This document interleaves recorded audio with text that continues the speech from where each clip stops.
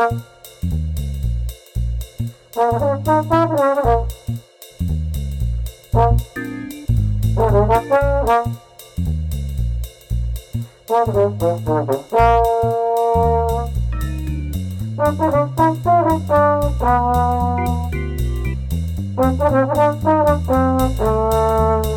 and welcome to Hey, we like your pod. And we're going to tell you why. Hi, it's Dawn here, and we're joined by a special guest tonight, Erin, Alyce. Hello, Erin, and my trusted partner, Matt Pickett. Hello, Maddie. We're all awaiting the next great game at Lambeau Field Saturday, which kind of surprised me. For some reason, I thought it was Sunday, but yay. So, Erin, welcome. We're so happy to have you, and I'm happy to see your face to face, at least on Zoom. Right, as good as we can do. Yeah, how are you doing this week? Oh, I'm doing great. It's great to be here. Thank you guys so much for having me. Really excited, especially because we got some football this week, playoff football for the Packers. I'm really totally ready to talk. So excited about this game coming up. I mean, my goodness, people are all kind of freaking out about it, on Twitter and whatnot, but I don't know. I think we got it. I'm feeling pretty confident about it right now. Right, which is maybe like a bad thing. I know. Like a little too calm. I know, right? Well, win, lose, or draw. We decided last week when Joey was here, we're in it. We're in the moment. So it is what it is. May the best team win. But let it not be the 49ers at Lambeau Field, because I can't live through that again. I mean, just having a loss at Lambeau, not the 49ers, of course, but man, Especially we came the this far. 49ers. Right. Yeah. Not again. Yeah. So, well, hey, so you had a good week, Matt? Yeah. Sorry, I kind of skipped past that. Yeah, it's been an interesting week. It's the second week of the mini quarantine kind of that's happening in Cincinnati, with my work being shut down and my kids' school being just all remote. So getting into the home stretch here as we record on Thursday of getting, through doing my job while also making sure my kids are getting on the Zoom meetings and juggling all of that. So I won't miss this phase, but but we've made it through. It's been all right. It helps that my kids' teachers are really on top of stuff and have been communicating well. So yeah. Don, how you been? How's your week? This is like a break for you then. Yeah. I get to talk to adults. It's wonderful. Yeah. Matt's the super dad. He even washes dishes and cooks and shares in the modern father there, not like my dad. What's for dinner? Right. Mine too. So yeah, I'm excited about the week. I had a kind of a so week. I guess it wasn't the greatest. Looking forward to lunch with some of my best friends tomorrow, Friday. It's going to be an unusual, like a random thing we're doing. So that'll be nice to see everyone. Still wearing masks out here, but we're going to go to some place that's outdoors. So that we feel a little bit. I had a COVID test a couple of days ago because I had to go to the hospital for something anyway. So I know I'm okay, and I've had the booster and everything. Good. But Nice. I see, did you guys see, what was it? Oh, the Cowboys game with the 49ers, and they played that clip of them opening the doors and all those people rushing in at the Cowboys stadium. Chaos. Yeah. It just made me have so much anxiety just looking at that, because I was kind of thinking, I've been talking with my sister about Lori, who's a guest so far in name only on this show. I mentioned her. Hi, Lori. Loyal listener, Lori. We appreciate every it. week. She's who inspires me. And so we've been talking about having her come out here and doing an outdoor Super Bowl party, because there's big screens out, a lot of outdoor places out here. And then when I saw that, I was like, oh, I don't want to go anywhere with any other people.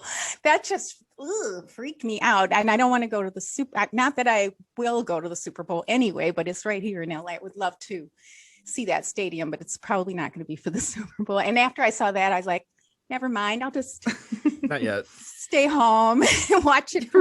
Right. Comfort.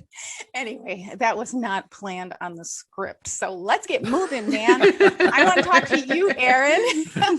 But I'm glad it's kind of interesting to know that you had that same vibe when you saw that. Oh yeah, it just was. It's anywhere there's a crowd anymore. It's just like I'm so much more aware of things and being sick. And even if I'm not feeling well, I'm like, cool. I'm just not going to go anywhere today because I'm not feeling 100%. So like that's just kind of how I'm thinking of like if I'm developing a cold and stuff. So it's just you're a little more aware of everything nowadays. Yeah, and in a way, I think it's good. Somebody like myself who's immune deficient, I really appreciate that people are more aware now because. You know, when I catch a cold or a flu, it's a big nightmare for me because I have so many other issues and I get pneumonia and bronchitis, you know, it's just like, which is scary. Yeah. Who needs it? Who needs it? It's just because like, you know what? So when somebody's around me and they're coughing, I'm like, I'm gone. I'm out of here. Well, sort of a weird flip side of that too is, sorry, Donna, a weird flip side of that is like if I'm in a grocery store and I'm wearing my mask and everything, and if I have to cough, I feel like weird. Like if I cough, people are gonna like run away or something like that. I know. It's like the Monsters Inc. clip, like 2319, like everyone's gonna like swarm you and like disinfect you. I remember the first time I had to sneeze with my mask on, and I was in the waiting room for an appointment, and I was like, do I sneeze in the mask or do I sneeze outside? Oh, you know, what am I doing here?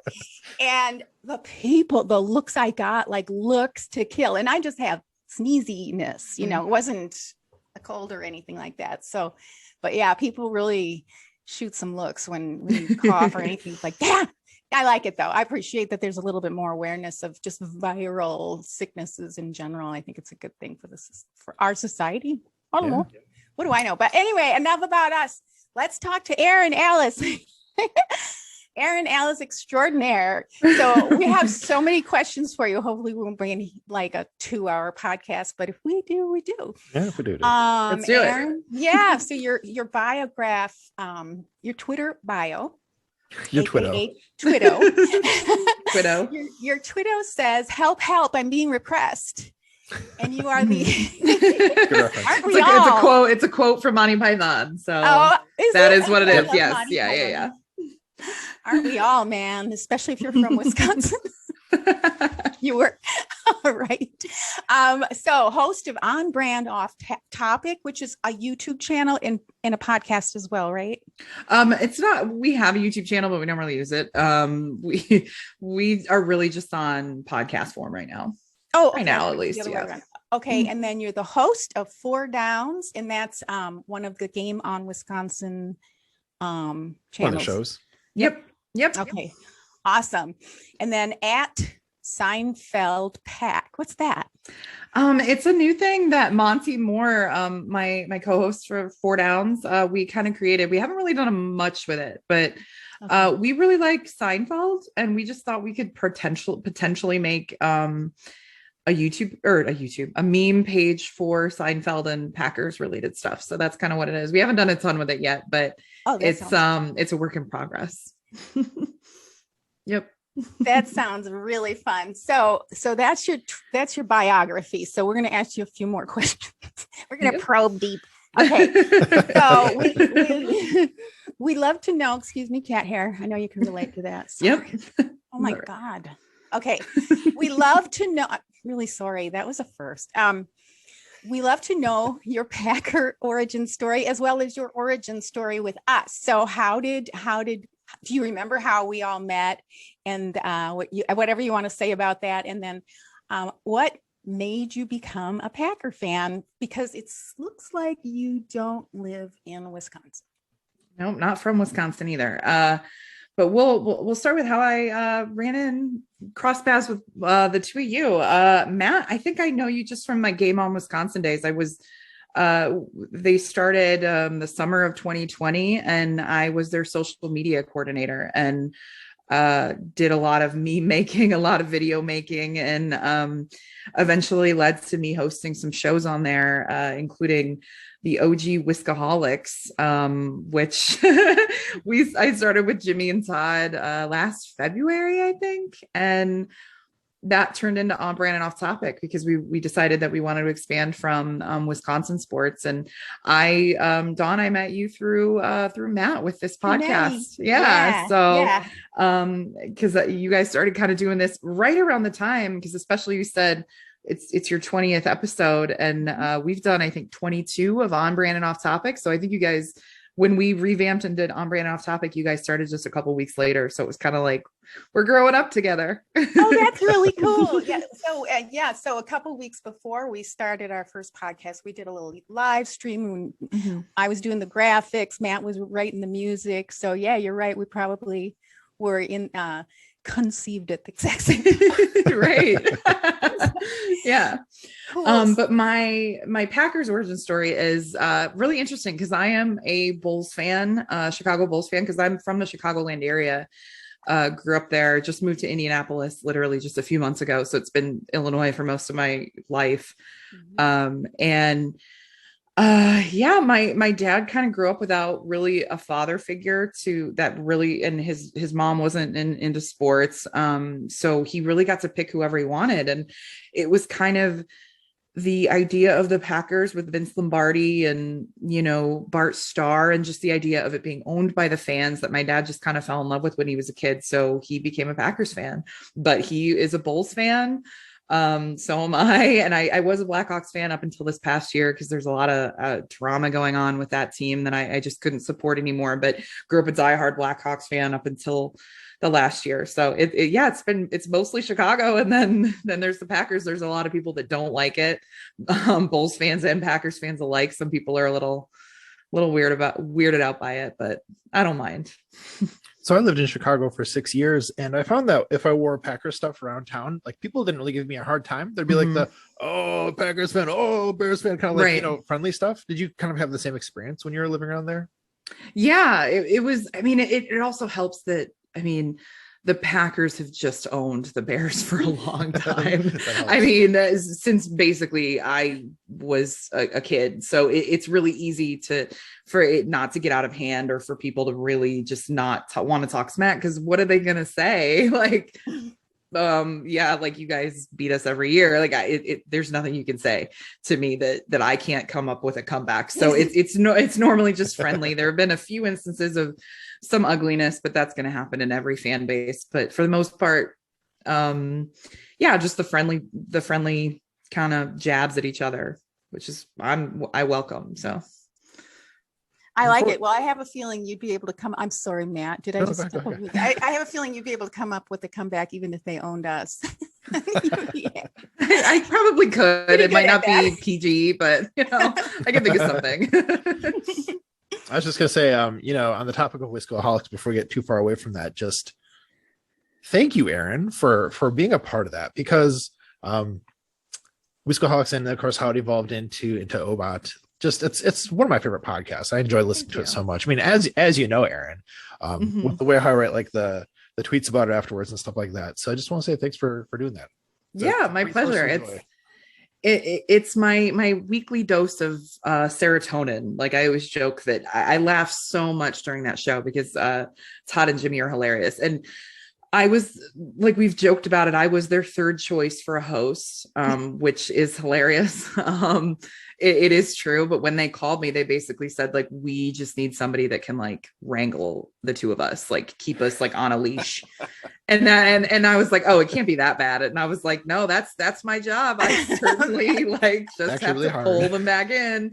Yeah. Like, that is my entire role. So, but it's fun because, we just rip each other to shreds, which I love it. It's like working with my two brothers or something. I love that. Well, maybe you and Matt could talk a little bit more about what you're doing with what kind of content that is, because to me, I've heard about it through Matt and listened a couple of times, but what seems appealing to me is all the, like, inside jokes, and you want to tune in every week because otherwise you're kind of missing a beat. And so maybe you two could tell us a little bit more about what that experience is like. Yeah, well, Matt actually was a guest host one week because Jimmy missed. Surprise. Yeah, one of his, like, 80 times missing. So it was very last minute. And so we were like, who do we know that has a microphone? And this was your show had started already. So we were like, oh, we know Matt has a microphone and, like, could do this and can hop on, like, will be able to do this. And so, yeah, we were like, hey, what are you doing in an hour? And he was like, okay, sure. So he has definitely firsthand experience with kind of the process, but it's really chaotic. Like, you guys are so organized with the agenda that you sent me. Like we have an agenda, but it gets so, I mean, there's a reason it took us a really long time to think of a name, but off topic had to be a part of it. Cause we were like, it gets so off topic because we have like an agenda, but it goes completely off the wall. So it's just a lot of sports talk, but with a lot of everything else too. It's not safe for work. Definitely 18 and up. Very you gotta very edgy. We'll say edgy. So yeah, that's a good word. You have to be okay with profanity and well, let's just say dick jokes, you know, to be okay listening to it. I can say that on a G-rated show, I guess. Right. And going back when it was Whiskaholics, originally, like way back, there were three of us, myself included, me and Robin, who we've talked about on the show before, who is a great writer, and Emma. We're kind of like the so-called three original listeners, and just kind of interacting with the three hosts, you know, along the whole way has been just really cool, you know, because that's what things about like broadly Game on Wisconsin stuff, but especially, you know, their show, just really good about interacting with people, and that makes it so much more fun experience. Yeah, like we have that group chat of our really loyal listeners, because I know we have more than that, but the people that interact with us regularly regarding the show, we made a group chat of, and it's really fun to get people's opinions. I'm so excited the day after it's released for people to give their thoughts or tweet a GIF that's related to some inside joke, because there's always one weird inside joke that comes from every episode, and it sometimes carries on, but then, you know, like this week that inside joke was revolving around a tomato, and people that know, but people that don't. And so it's just kind of, it's a really fun, I feel like we get to kind of, it's like hanging out with people and getting to include everybody in all your inside jokes, which is a lot of fun. I love that. And then what about Four Downs? That's totally different? Yes, it's much more toned down. It is safe for work, although we're uncensored, but it never gets to any on brand and off topic kind of way. But Monty Moore, who's a super awesome Packers Twitter guy, I guess, because he doesn't actually do anything else outside of our podcast, but him and I give each other 2 questions each week. So 4 questions total regarding the next Packers game, and just discuss. So it's just strictly Packers, and it's really looking ahead to the next game. So I actually recorded that right before this one. The thing I love about Four Downs, because I'm a very regular listener to that as well. The chemistry you and Monty have is very different than the sort of chemistry you have with Jimmy and Todd, in that like Jimmy, Todd and you, it's like busting chops and like, you know, like you said, tearing each other to shreds, and it's hilarious. Versus Monty's like a very like positive person, has a very positive personality, you know? And so it's just more like, hey, we're just hanging out, like talking about stuff, and it's cool, as opposed to like we are making fun of each other and you're knocking each other down. Like a Comedy Central roast, like every week. That's what it's like. And so I was going to ask you with Monty, with that really good chemistry the two of you have, the season's almost over. Are you going to have something like new going on, like a new show that you'll do with him or something, or like, do you have a plan for that? Well, Monty is one of like my favorite people. He's so awesome. Like I consider him like a brother at this point, because I've known him actually longer than I've known Todd and Jimmy, like on Twitter, believe it or not. Like I've been a part of Packers Twitter for 5 years or so, and Monty's been one of the first people that I've interacted with.